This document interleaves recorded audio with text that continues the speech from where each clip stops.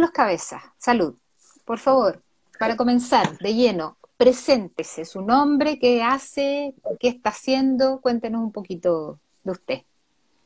Bueno, yo soy Carlos Cabeza, soy kinesiólogo, licenciado en la Universidad Gabriela Mistral, preparador físico también, tengo más de 13 años de experiencia en el rubro, me dedico a hacer entrenamientos personalizados y también kinesiología, tengo una consulta pequeña en La Reina, dentro de un gimnasio, me dedico principalmente a lo que son lesiones musculoesqueléticas, también soy deportista IFBB en dos categorías, Men Physique y Classic Physique. Este año lamentablemente no voy a competir en ninguna, debido a problemas de lesión y de contingencia. Y actualmente me estoy dedicando a trabajo a distancia, asesoría online y eso en grandes rasgos. A grandes rasgos, ya. Tú partiste mencionando ahí unas categorías que te desempeñas, eso es de fitness o fisicoculturismo, perdón, yo soy súper ignorante en eso. Es que la cultura fitness, el fisiculturismo es como la madre de todo. ¿Ya? Ya, El fisiculturismo es la disciplina que se encarga de exhibir en un deporte estético, ya en cuanto que se evalúa la mayor cantidad de masa muscular, ya con ya, una mayor proporción y definición. ¿Ya? ya, Entonces, es simetría, tamaño y volumen. ya, ¿Ya? simetría, tamaño y volumen. Ya, Dentro de ese macro existen las subcategorías que han hecho muchas y últimamente se han hecho muy masivas, como las que son Figur, que exponen otro tipo de cuerpos más diminutos, pero más proporcionados atléticamente.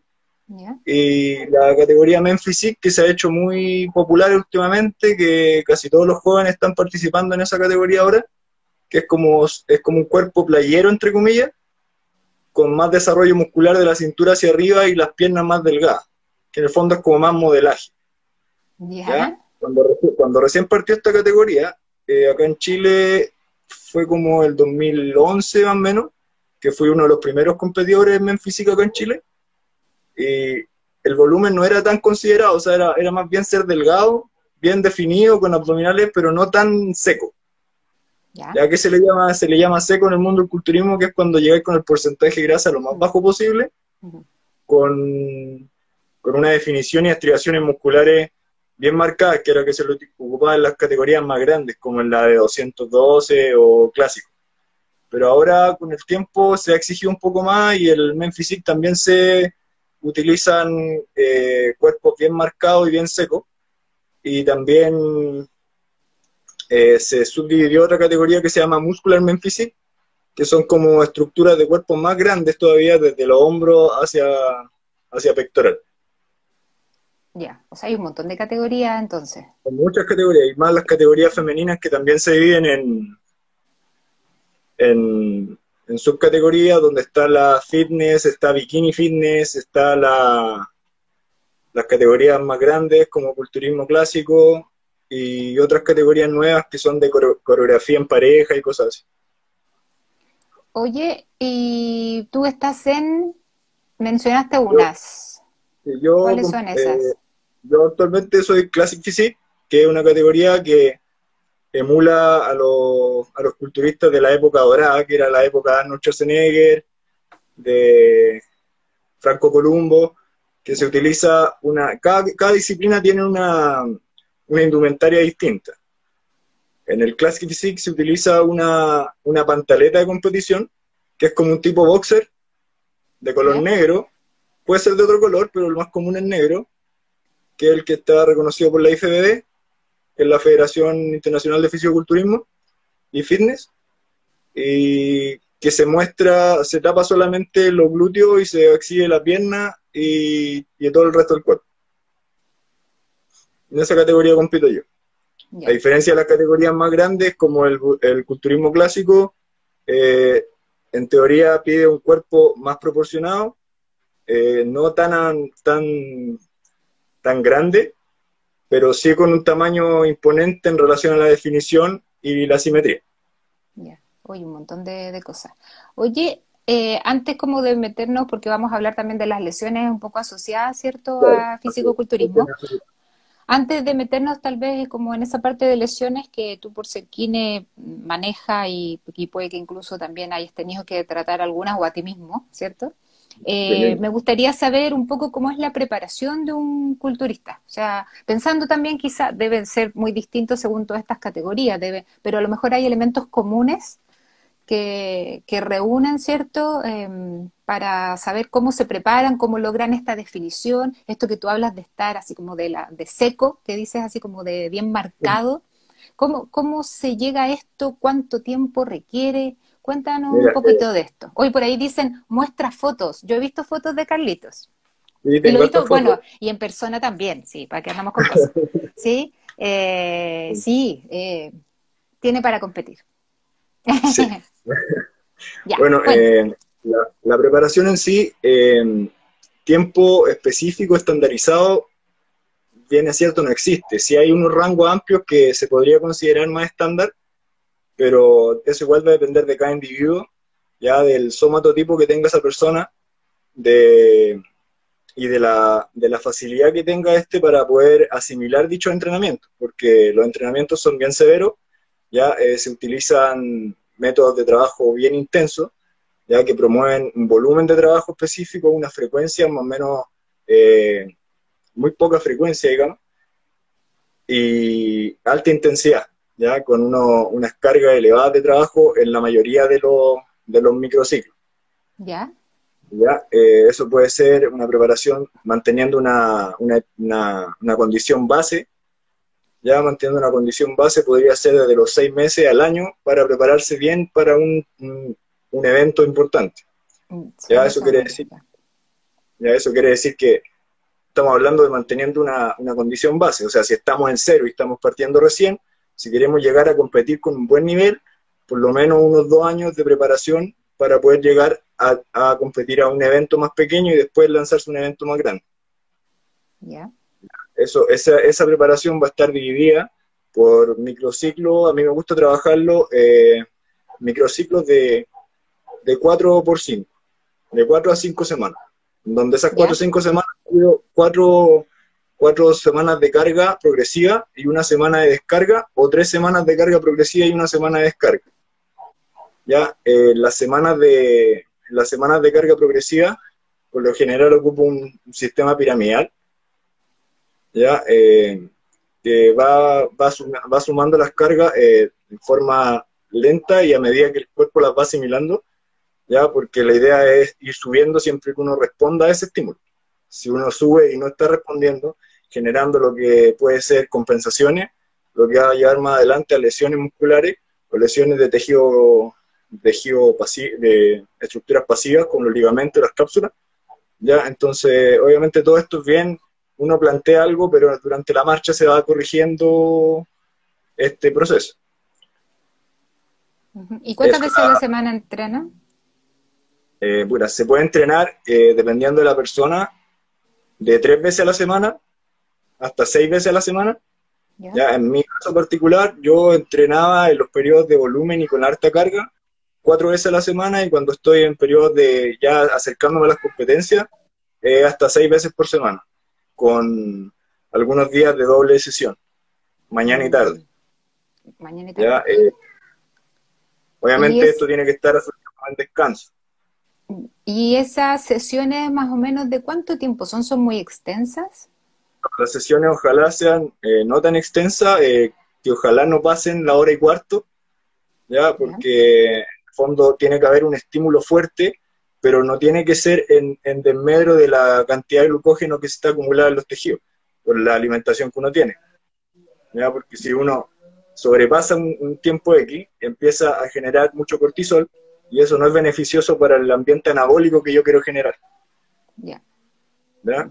Entonces, las sesiones tienen que ser entre 40 minutos a 1 hora y cuarto, excepto que yo esté ya cercano a la competencia, donde se alargan un poco las sesiones, o uno a veces aumenta un poco la intensidad del ejercicio durante la Ah, sesión para poder ahí quemar sí. más, Ya, sí, ¿ya? de repente te fuiste, espérame.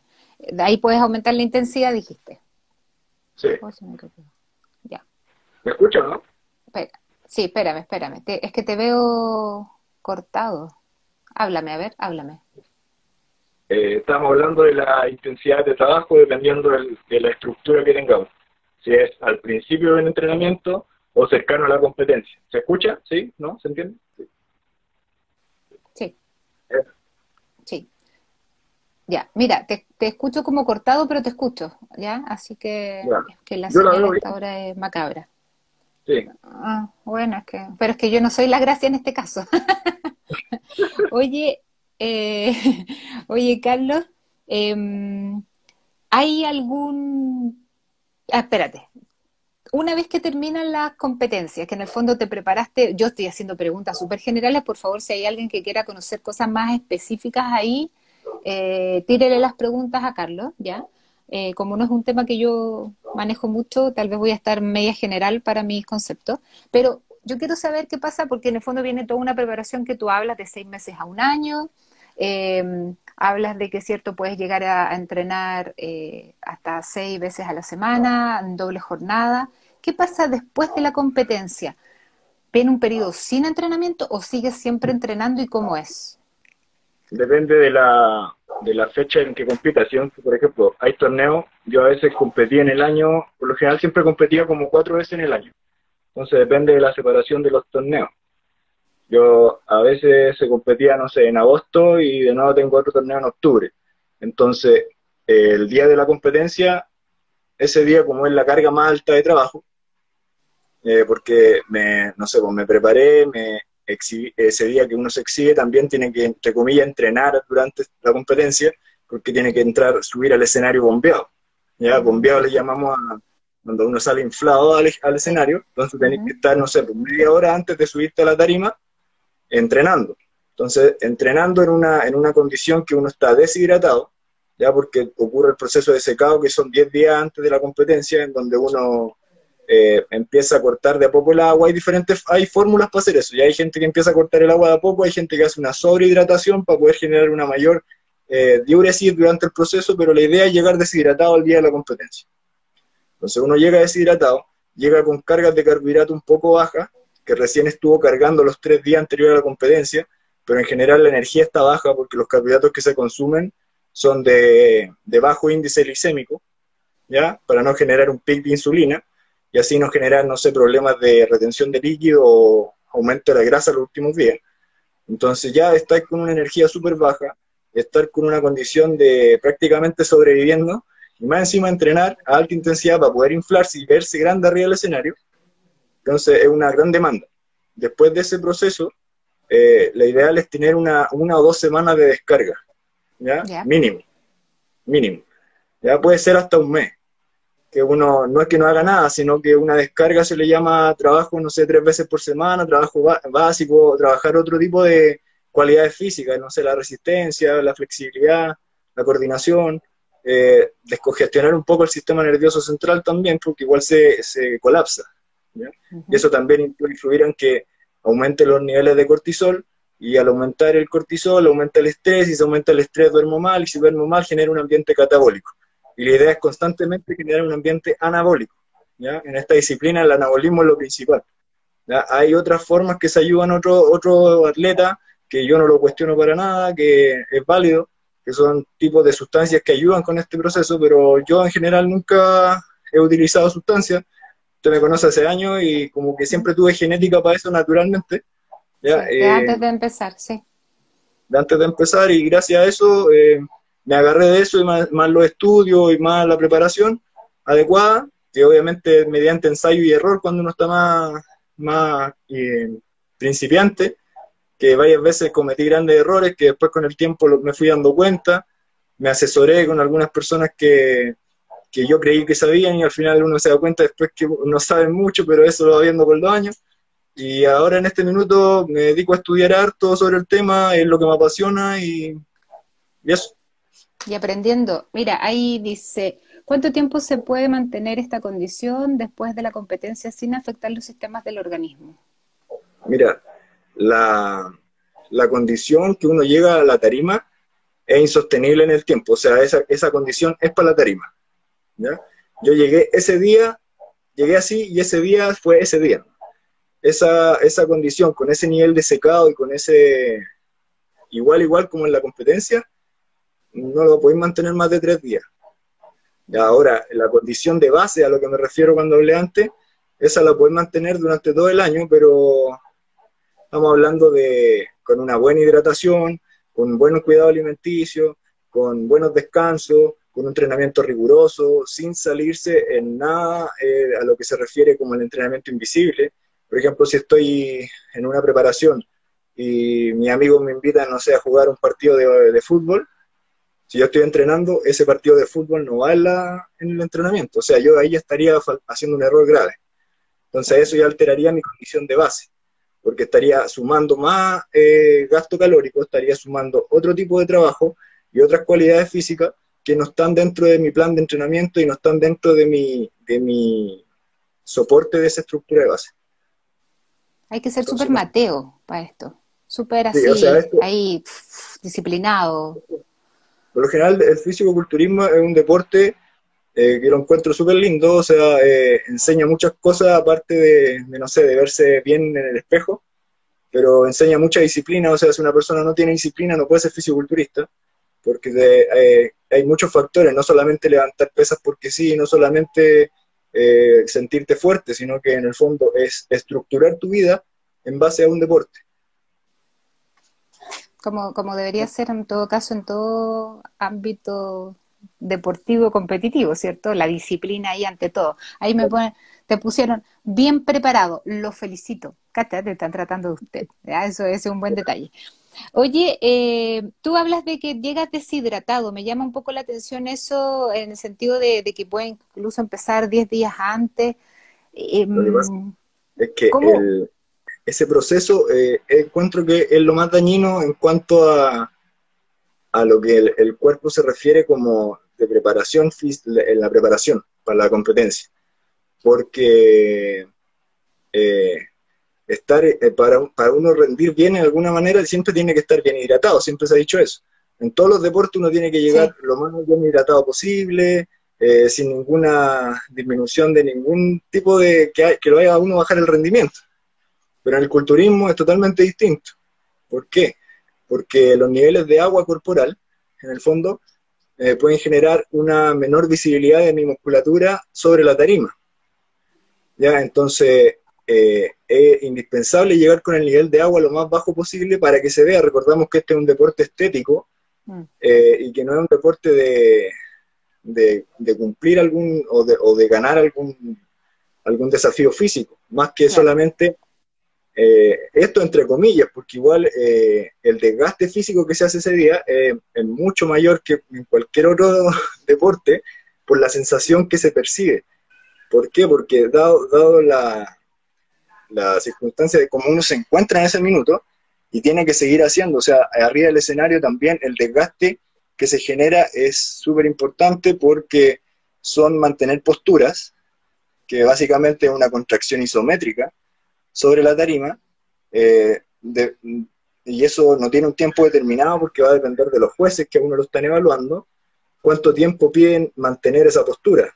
Y para mantener esa postura uno está haciendo el 100% de la fuerza que le queda, contrayendo la musculatura, tratando de verse bien, tratando de no verse como demacrado, porque no tenés que verte como que te estás muriendo arriba de la tarima, tenés que verte vivo, y eso es súper Siempre difícil, digno. y eso es súper difícil conseguirlo, uno está en ese estado, pero el nivel de adrenalina que hay en ese minuto es importante y eso también ayuda para mantenerlo a uno así. Alerta. Oye, pues me ponen aquí Super Mateo, yo he visto cómo se prepara. Morín Maguire. Mira, Ah, sí. ahí te tiran corazones de repente, ¿ah? Veo que aparecen unos corazones. Oye, y ya, ¿qué lesiones has visto, has observado o has vivenciado que se producen con el fisicoculturismo? O sea, la he evidenciado en mí, la he evidenciado en otros compañeros, competidores, en conocidos que tengo que también se dedican a lo mismo. Muy común es la lesión de manguito rotador, ¿verdad? Es una lesión súper común, yo creo que no solamente en el culturismo, es común en la Mm, gente en general, pero en el culturismo se da mucho, eh, y también se da mucho que los culturistas no lo pescan, porque en el fondo parar de entrenar significa perder, y es súper difícil ganarlo, entonces perderlo no es una opción. Entonces se da súper seguido este problema del manguito rotador debido a que en el culturismo se privilegia mucho el crecimiento del pectoral y el ¿Ya? dorsal ancho, y dado que los dos músculos son grandes rotadores internos, ¿cierto? Generan un patrón de rotación interna mantenida que si no se tiene una buena preparación física que compense esta musculatura con los rotadores externos fuertes, llámese así los redondos que están trabajando, redondo menor, en rotación externa, el infraespinoso, una buena estabilización escapular, una buena triada de trapecio inferior, trapecio superior y cerrato anterior, que trabajen de buena manera la escápula. Esta rotación interna mantenida va a generar una disminución del espacio subacromial debido al tipping superior que hace la escápula, ¿cierto? Generando una mayor probabilidad de pinzamiento o lesión de los tendones que están en esa zona, que ya sabemos que son hartos, ¿cierto? Entonces, esa condición se promueve. Ya. Y Entonces, por por eso, las posturas que adoptan para mostrarse también tienden a la rotación interna, ¿o no? No sé, como que claro, los o sea, veo, al sí, exhibirse me refiero, también tienden como a la claro, sí. rotación interna. Se tiende mucho a la rotación interna porque los grandes músculos del tren superior que llaman Sí. mucho la atención y que se ven bonitos sobre el escenario es el pectoral y el dorsal ancho. También el deltoide, pero el deltoide sabemos que también es un decoadaptador de la cabeza del húmero. Entonces, si no tenemos buena estabilización, en el fondo aquí el secreto es tener buena estabilización escapular, porque todos Ujú. los grandes músculos que se ven visiblemente lindos hacen que la escápula se altere en su movimiento. De hecho, yo tengo los dos hombros, he tenido dos lesiones graves, un desgarro de supraespinoso, infraespinoso, redondo menor y bíceps hace como 3 años, haciendo press banca. No me di cuenta y se me cayó la barra encima, ¿ya? Y Ya. cuando me fui a ver, tenía todo eso que le dije recién. Fue una gran lesión, y otra lesión que tuve cuando tenía como 24 años, me estaba preparando para un torneo y durante uno de los entrenamientos, que faltaban como 3 días para la competencia, donde esos días uno está sin agua, está entrenando fuerte igual para hacer la descarga de carbohidratos, eh, obviamente tuve un desgarro en el bíceps, la cabeza larga, y competí así, y arriba de la tarima, posando y apretando, lo rompí más. Y ahí también estuve harto tiempo parado, como un año más o menos, no parado, pero un año me costó para mejorar y llegar a mi nivel anterior. Ya. ¿Y O la sea, recuperación en estos casos? Porque sigues el- entrenando. la recuperación en el fondo va a depender de varios factores, no solamente dejar de entrenar o entrenar menos, sino que en el fondo va a depender de, primero, tener una buena así como eh, condición hepática, ¿ya? ¿Por qué? Ya. Porque el hígado también es un desintoxicador del cuerpo, que donde pasan todas las sustancias de desecho se van a eliminar mediante el hígado. Entonces, si yo tengo una mala función hepática, voy a tener una mayor mantenimiento de la fase inflamatoria, de los procesos dañinos en el fondo. Entonces, ya partiendo por ahí, lo otro va a ser tener un buen conocimiento histopatológico de la lesión. O sea, cuándo me lesioné y el seguimiento de esa lesión para ver cómo intervenir y de qué manera hacerlo de forma adecuada. ¿Ya? Eso va a ser crucial en cuanto a la recuperación. Lo otro es tener una buena preparación física que genere un trabajo adecuado para ir haciendo un correcto progreso dentro del trabajo físico, eh, sin generar daño. Sabemos que la musculatura se adapta súper rápido, pero el tejido como el tendón, claro, Sí. se demora un poco más porque la vascularización que tiene es menor que la del músculo. Ujú. Entonces, no sé, pues si nosotros entrenamos y vemos que mi músculo responde bien y no estamos dando el espacio suficiente para que se adapte la parte tendinosa y capsular, podemos generar también una lesión o una recidiva de lesión que puede generar un problema más adelante. Eso. Ya. ¿Y se presentan disquinesias escapulares en fisicoculturistas o no? A Sí, raíz de todo el rato. esta, ya, No sí, a raíz de solamente en la físico inestabilidad. Ah, no, por supuesto. No, sí, yo sé. Nuestra pero población tiene bastante. ¿no? Población general. En el culturismo sobre todo porque es un deporte que enfatiza el crecimiento de la musculatura periférica visible más que la musculatura estabilizadora, en el fondo. Y hay muchos fisiculturistas que no son kinesiólogos, que no tienen un equipo bueno de preparación, que solamente se entrenan con gente empíricamente. O sea, no estoy diciendo que los que entrenen de esa manera estén mal, pero sí que de repente pueden tener alguna falencia mayor en cuanto a lo que son eh, progresos de trabajo o la correcta realización de ejercicios. Por ejemplo, hay ejercicios que son, para mi gusto, ya obsoletos y que no se deberían hacer mucho, pero que todavía se hacen, como son ¿Ya? los ejercicios tras nuca, ¿ya? ¿Ya? Los press tras nuca y Ujú. los pull tras nuca generan una mayor rotación del húmero, ¿cierto? Una Ya. rotación externa, que a la vez también hace un tipping superior de la escápula, generando aún menor espacio en el espacio subacromial, promoviendo lo que dije anteriormente, el pinzamiento y problemas tendíneos en esa zona. ¿Y lo puedes ¿Ya? compensar Entonces, con haciendo las poleas por anterior? es que no es que se pueda compensar, pero es menos riesgo el hecho de que haya menos rotación externa, Ya. porque la rotación externa más la abducción es el movimiento de combinación más peligroso para el hombre. Y si a eso le sumamos que hay mala estabilidad escapular, con una asincronía o movimiento aberrante entre lo que son el trapecio inferior, superior y serrato anterior, no generando la correcta coaptación escapular, entonces va a haber un problema tendíneo en esa zona, sí o sí. Ya. Perfecto. Además de hombro, ¿tenemos Además otra de hombro. zona? Sí. O sea, los codos también, hay muchos culturistas que se preocupan mucho del brazo y no se preocupan del antebrazo, ¿ya? ¿Ya? No solamente en volumen del antebrazo, porque hay fisiculturistas que naturalmente, igual que la pantorrilla, el antebrazo a veces se da en algunas personas que tienen un buen antebrazo y no lo entrenan, Ujú. ¿ya? Pero si no lo entrenan, puede estar un poco descompensado en relación a fuerza y capacidad con el brazo. Entonces ocurre mucho la epicondilitis y la epitrocleitis, dado que todos los trabajos que hacemos de tren superior involucran flexión y extensión de muñeca y prensión palmar. Ujú. Entonces va a generar un sobreuso de esa zona, pudiendo generar unas tendinopatías que son, si bien es cierto, no es algo grave, pero se puede agravar con el tiempo, pasando a ser unas tendinosis graves que pueden generar eh, calcificaciones, problemas de tejido fibroso, poco elástico en esa zona, generando complicaciones al desmedro de todo el trabajo físico. Perfecto. Súper. Eh, Ya. también, también ¿Qué más? hay problemas de la columna. La columna es, ¿Ya? la columna es uno de los grandes problemas que se generan en el culturismo al ser un deporte de fuerza, ya, y como dije anteriormente, muchos entrenadores, muchos preparadores físicos son empíricamente buenos, les digo empíricamente buenos porque han sacado campeones, ¿sí?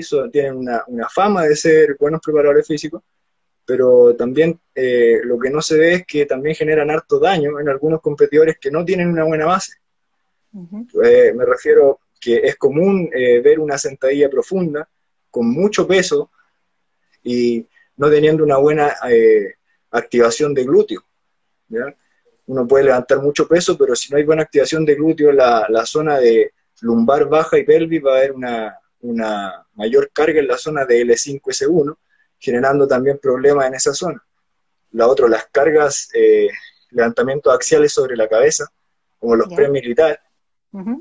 también influyen mucho sobre la columna, teniendo en cuenta que al levantar un peso X, no sé, levantamos 100 newton de fuerza sobre la cabeza, eh, teniendo en cuenta que un newton es mover un kilogramo en un segundo en una distancia de un metro, eso es un newton. Entonces, si levantamos 100 newtons sobre la cabeza, esos 100 newtons en la L4 y L5 se van a multiplicar a 926 newtons más o menos de fuerza. Y en la L5S1 se van a multiplicar a 1326 newtons, que es un poco más de carga. Entonces, una fuerza que uno levante, por ejemplo, si levanto 20 kilos sobre la cabeza, en cada mano, voy a estar generando una presión de 1000 y algo newtons sobre la L5S1. Y eso puede generar grandes trastornos de cizalla y compresión sobre esa zona, quedando hernia, discopatía, rotura de tejido capsular, las facetas. A mí me pasó, tengo una gran lesión en la columna, que no me di cuenta, tengo artrosis en la columna ahora, tengo 33 años, y me di cuenta Es, recién, es la edad ya.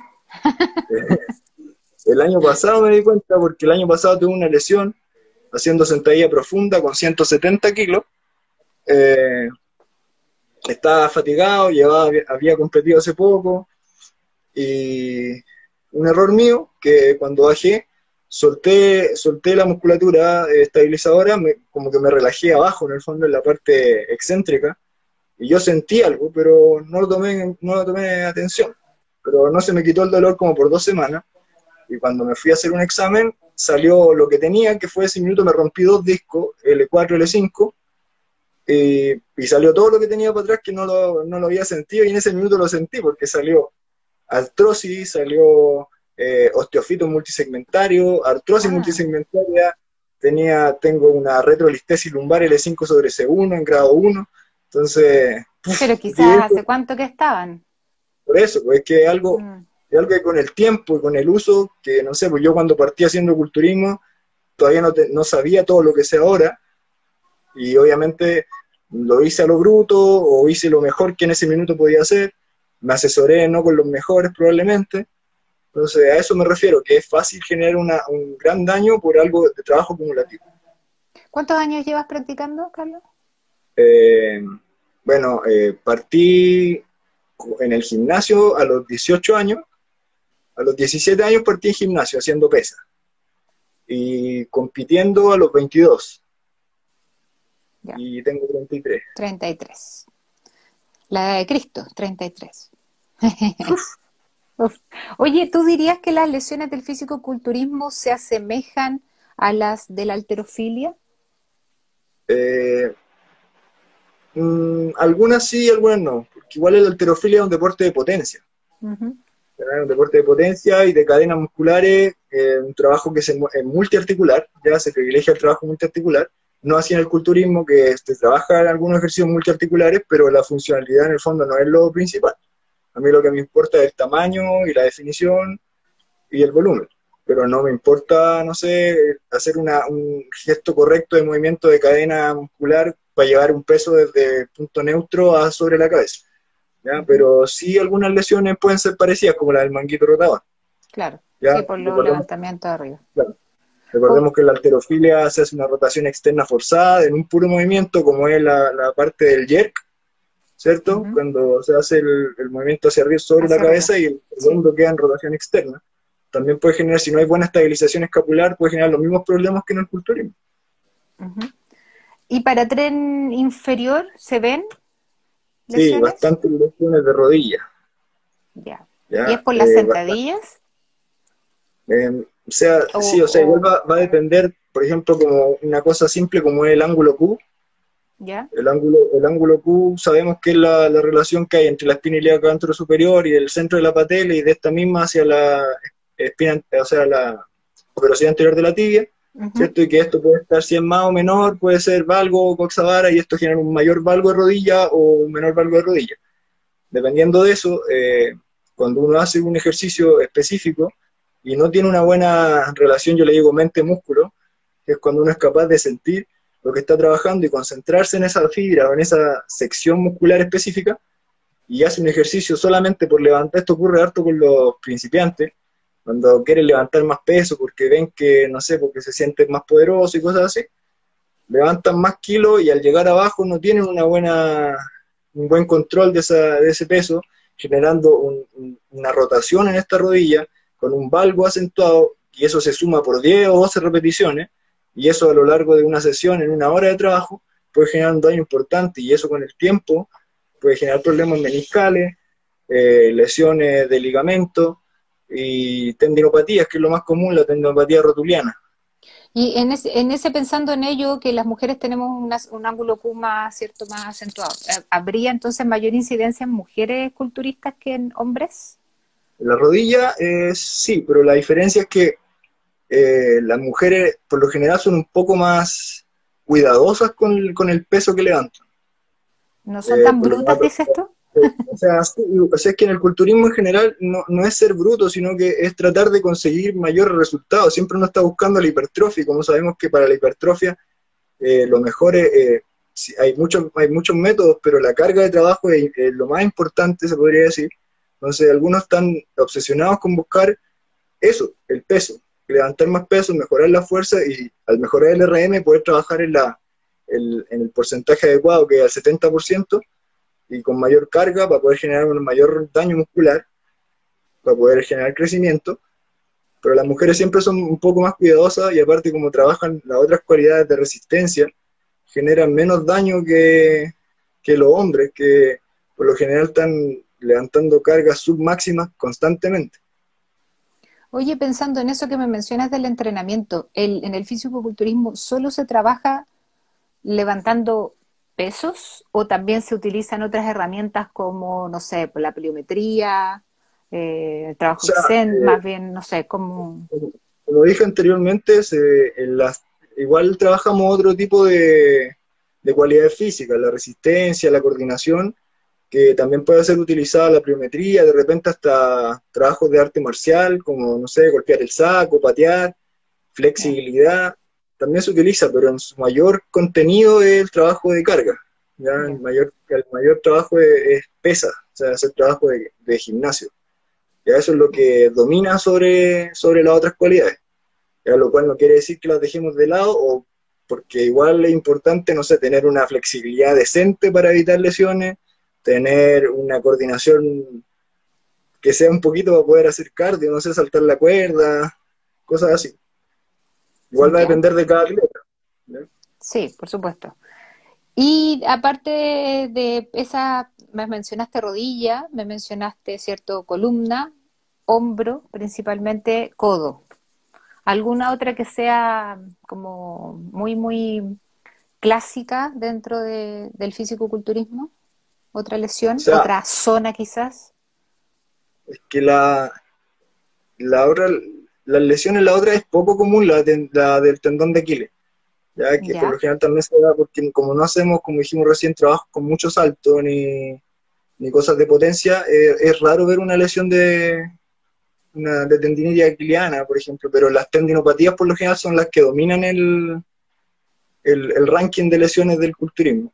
ya, Y a veces los desgarros, porque como siempre estamos constantemente llevando no sé, a trabajar a zonas submáximas y a veces maximales, como por ejemplo los métodos de trabajo con series descendentes, en donde se trabaja sobre el 100% del RM, siempre con ayuda. Entonces, si no tenemos un buen partner de entrenamiento, un buen asistente, sí o sí estamos propensos a generar un desgarro, porque si, no sé, no está atento a nuestra ejecución, que a veces uno cree que puede levantarlo y en verdad no lo puede levantar, esa persona tiene que estar atenta a uno para poder asistirlo. Ahí a veces se generan desgarros, de hecho hay imágenes, harta imágenes en YouTube de mm, culturistas que están desgarrados pectorales, mm. completos.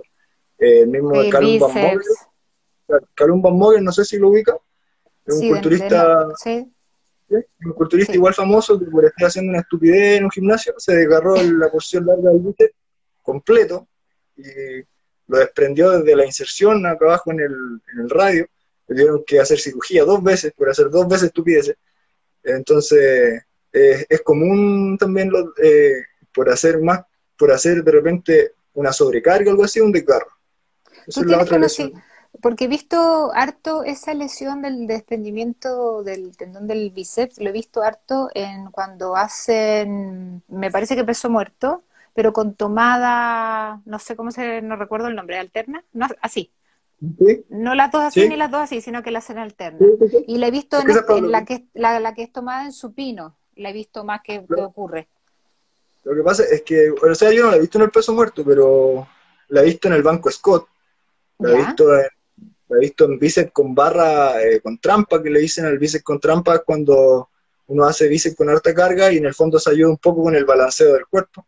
¿Ya? ¿Ya? De esas dos formas he visto la lesión del desprendimiento del bíceps. ¿Ya? Pero en peso muerto la verdad es que no he visto la lesión del bíceps. No, lo vi alguna vez en unos videos, no, no tengo claro si eran culturistas sí, yo creo que sí. Y se veía ahí como, pero tenía que ver, Decían que era por el cambio en la tomada, pero la verdad es que Es que en el fondo desconozco igual un poco ahí. va a depender igual del ángulo del codo, o sea, si una persona de repente, no sé, tiene poca flexibilidad sabemos que la extensión de codo debería ser cero, pero si no sé si tiene más acortado, no sé, el bíceps o menos rango muscular en esa zona y está con ese brazo en supino, supongo que por la carga excesiva de un peso muerto, que es un trabajo de tren inferior y también trabaja la espalda, la sujeción va a generar una alteración en esa zona que va a generar el desprendimiento del bíceps, probablemente. Ujú. Oye, ¿cuáles dirías tú no sé, si alguien, por ejemplo, quiere iniciarse en el culturismo? Eh, El culturismo, ¿Qué, no sé si recomendaciones o qué puntos debería tener en cuenta como para empezar? primero, ojalá asesorarse con un profesional, es lo primero. ¿Ya? Ujú. Porque en el gimnasio, por ejemplo, donde yo trabajo, hay hartos niños de 14 a 16 años más o menos, que son todos culturistas, entre comillas, pero se asesoran entre ellos mismos, o sea, porque ven videos en YouTube, porque siguen a, no sé, pues a algún famosillo que da consejos y que ese famosillo tampoco es entrenador, que solamente tiene un buen físico y promueve el entrenamiento con lo que él sabe de su entrenamiento, pero no porque haya estudiado. Entonces, una buena asesoría yo diría que es lo principal. Ujú. Asesorarse con alguien profesional en el área, alguien que tenga experiencia, pero no solamente de competir, sino que experiencia también a nivel de trabajar con personas de ese tipo. Ujú. Eso es lo principal, para iniciarse. Después de ¿Ya? eso, es tener una buena evaluación. La evaluación, no sé, pues va a depender de conocer adecuadamente al atleta o uno conocerse bien. O sea, en el fondo, saber lo que a mí me hace bien, saber con lo que yo respondo bien, y tener en consideración eso antes de hacer de repente las cosas que están de moda, por ejemplo, los métodos que están de moda, que dicen, no, para quemar grasa, entre comillas, más rápido, utiliza los HIIT. Y a lo mejor a mí no me sirven los HIIT. A lo mejor Ujú. yo solamente basta con que baje un poco los carbohidratos y siga haciendo la misma rutina que estoy haciendo y voy a quemar grasa igual o voy a definir igual. Entonces, en el fondo eso, una buena asesoría primero con un profesional y después una buena evaluación y autoconocimiento. Y autoconocimiento. Ser disciplinado también, ¿cierto? Ah, no, porque eso ya sí o sí, si no tenía eso, para la casa, no sirve. Para la casa. Jugar con muñecas, como dicen por ahí. Sí, Y para alguien que a lo mejor, un poco lo mismo, está metido en este mundo, pero no ha tenido los resultados que quiere, ¿qué ya. podría estar fallando? Es Hartas que cosas. o sea, hay muchas cosas que podrían estar fallando, todo podría Sí. estar fallando. O porque, como dijimos anteriormente, es un deporte súper estricto en cuanto a las variables, no solamente el entrenamiento, sino que todas las múltiples variables que están durante el día. Por ejemplo, cuánto dormimos en el día, cuántas horas de trabajo tenemos al día si es que no nos dedicamos 100% a este deporte, porque puede ser que a lo mejor vivamos de este deporte, como en el caso de algunos, de no sé, pues, los profesionales de la IFBB, como el Mister Olimpia y todo eso, que viven de esto, ganan plata con esto, están todo el día en esto, pero no sé, las personas como yo, por ejemplo, este es un deporte que yo hago, me gusta, me apasiona, pero yo no me gano la vida con esto, o sea, yo Ujú. tengo otra profesión. Entonces también eso también influye. ¿Cuántas horas de trabajo tengo? Si mi nivel de estrés es muy alto, para poder considerar eso también en mis sesiones de entrenamiento. Quizás yo quisiera hacer una sesión de entrenamiento más intensa, pero para mí a lo mejor no me sirve, porque debería hacer un poco menos para conseguir más, porque tengo que darle privilegio al otro aspecto que es el descanso. Ujú. Entonces, eso.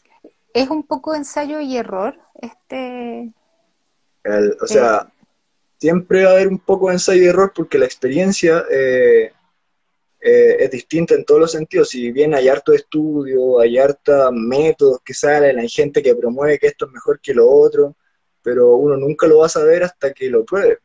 O sea, puede haber mucha, igual como en todas las cosas, en verdad, o sea, la teoría siempre va a estar ahí, pero en el fondo la práctica es la que va a decidir si de verdad eso funciona o lo tengo que cambiar. ¿Ya? O sea, siempre va a haber un poco de ensayo y error.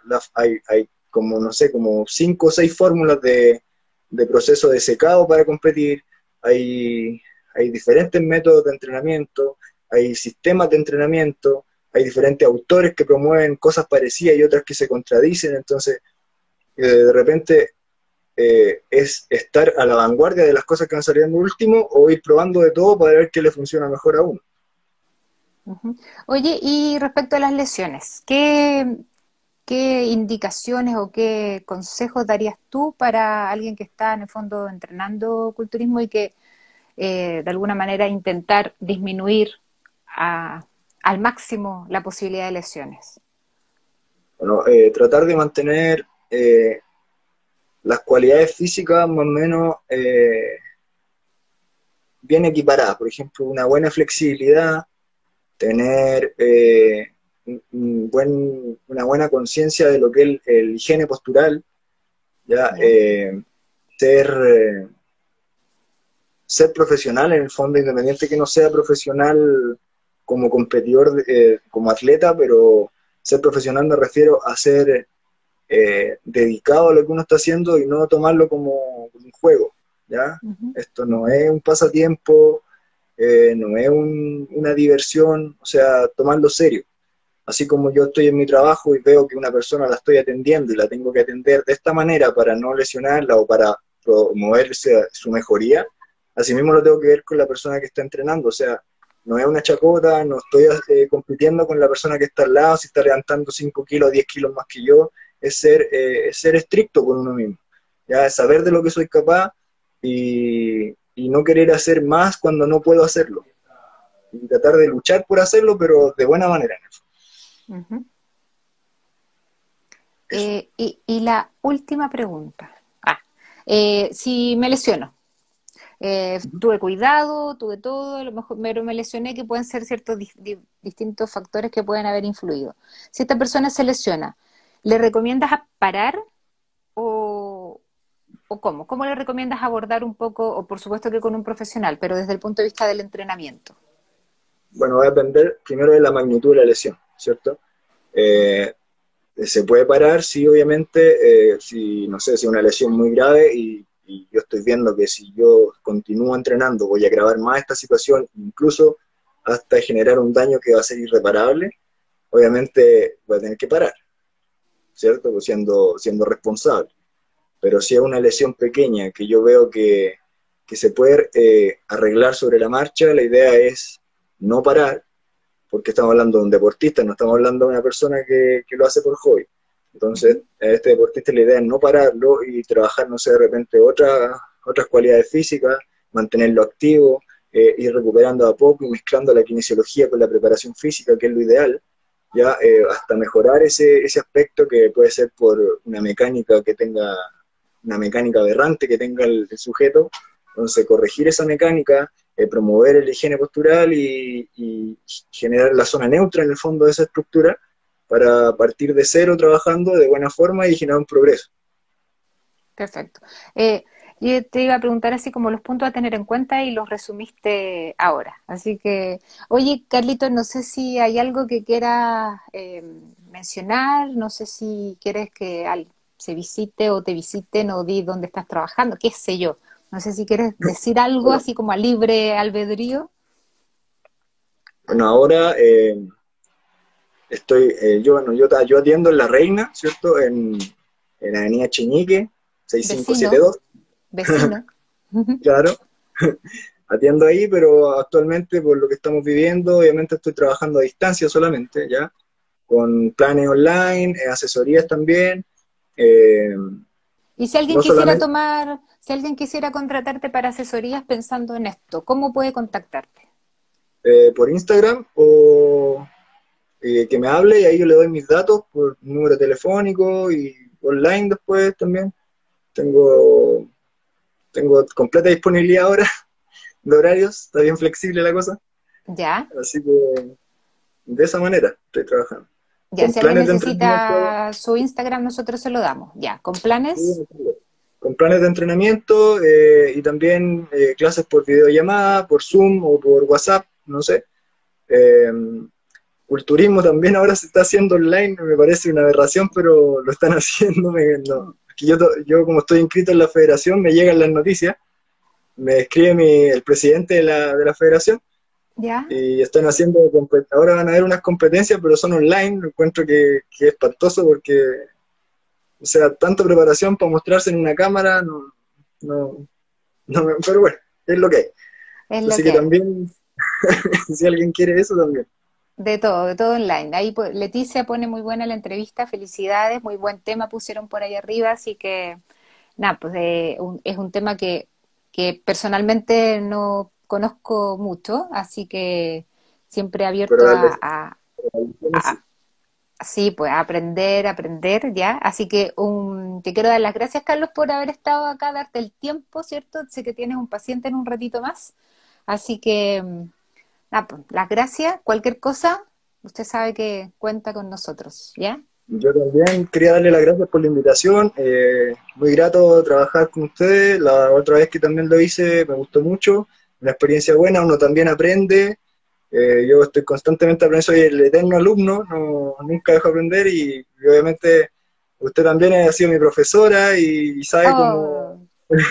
Así que también gracias por eso, por tenerme en consideración y eso. Gracias a todos los que estuvieron presentes también Y en esto el queda envío. grabado, ¿ya? Sí, Ah, queda perfecto. grabado, así que se puede ver por un día y después se sube el video, así que para los que no se pudieron integrar, lo pueden ver igual. Ahí, Daru Más, hace rato que pone, ¡Ey! Sí, ¡Ey! Ah, pues, hello, pues. ya, ya, por eso, ¿sí? Así que un besito, Carlos, y muchas gracias. El mejor kine, sí, buenísimo, Ya, ¿ya? Un listo, gracias. besito y nos vemos. Nos Chao. vemos, chao, chao.